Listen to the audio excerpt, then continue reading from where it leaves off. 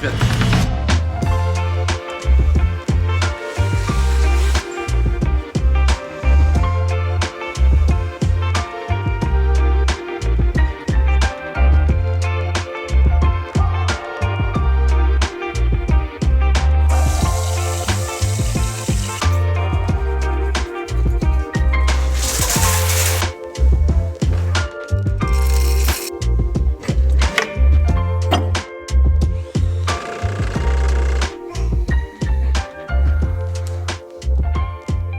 Présentement en train de commander mes samples. Il me reste juste à peser, envoyer. C'est fait. J'ai commandé mes premiers samples. Fait que je vais avoir 2 hoodies, 2 t-shirts. Je devrais recevoir ça semaine prochaine ou l'autre. J'ai bien hâte de vous montrer ça.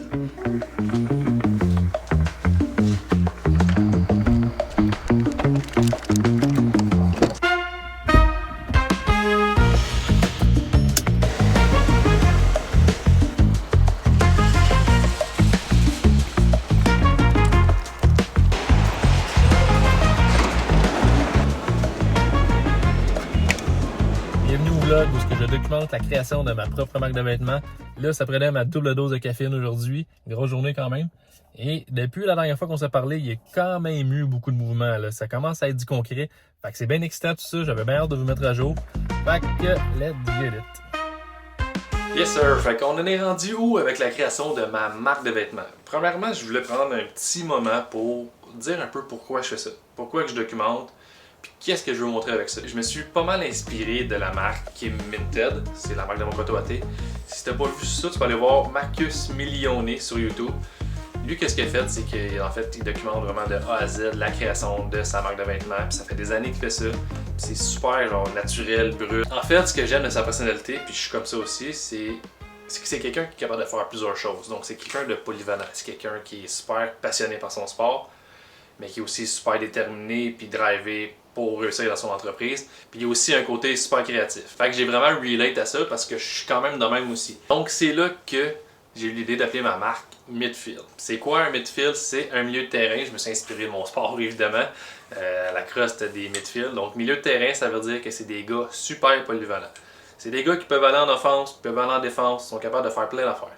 Et en plus, je trouvais que visuellement, esthétiquement parlant, je trouvais ça beau. Midfield écrit, je trouvais ça sharp. Donc l'idée derrière de ça, ce que je veux créer, en fait ma première collection va s'appeler Creative Athlete.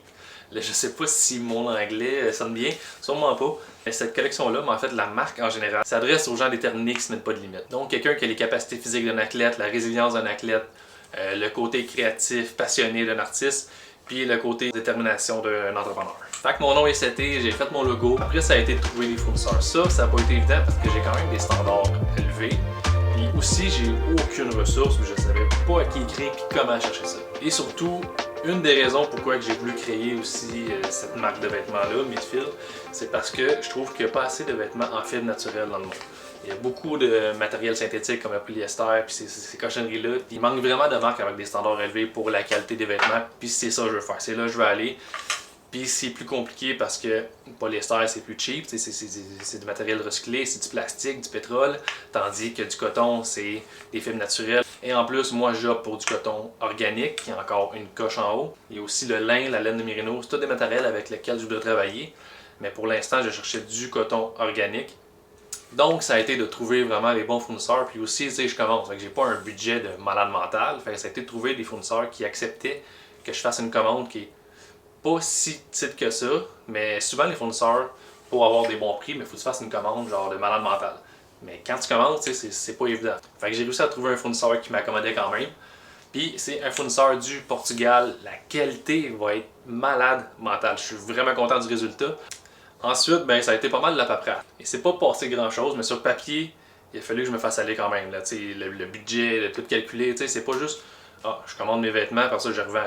Il y a beaucoup de frais associés à ça. C'est juste pour l'expédition, ça prend des sacs, ça prend des stickers, ça prend des petites cartes. Je veux vraiment offrir un service exceptionnel, fait que je suis allé all-in. Donc ça n'a pas été évident comme tout calculer pour que tout rentre dans mon budget quand même. Là, je ne ferais pas tant d'argent que ça avec ma première collection. C'est sûr que plus ça va aller, plus je vais être capable de comme, trouver des fournisseurs qui vont faire des bons prix. Mais pour commencer, ça va être comme je vais faire un petit peu d'argent, puis l'argent que je vais faire avec ça, ben, je vais tout le réinvestir là-dedans. Puis le fait que là je commande mes vêtements de l'Europe, ça vient du Portugal, c'est organique, fait que c'est des frais de plus. Mais une chose que j'aurais pas pu faire, c'est de sacrifier la qualité juste pour faire plus de sous là-bas.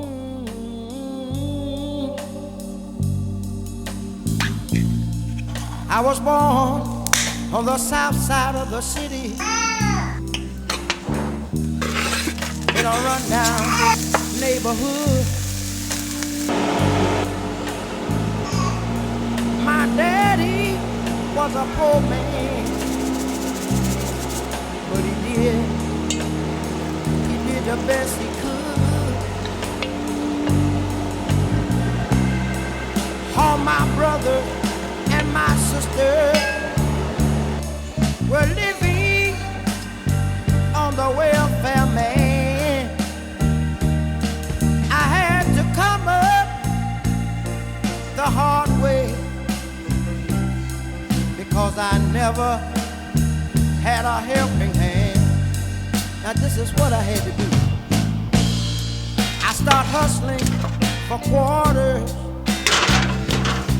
before I started to school. Then I moved up to the big time. Faut que je chuchote un petit affaire de tout. Ok. C'est l'heure de manger des petits biscuits, bébés de chocolat. Trempé dans le lait.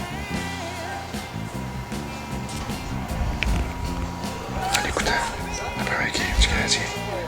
Let's go.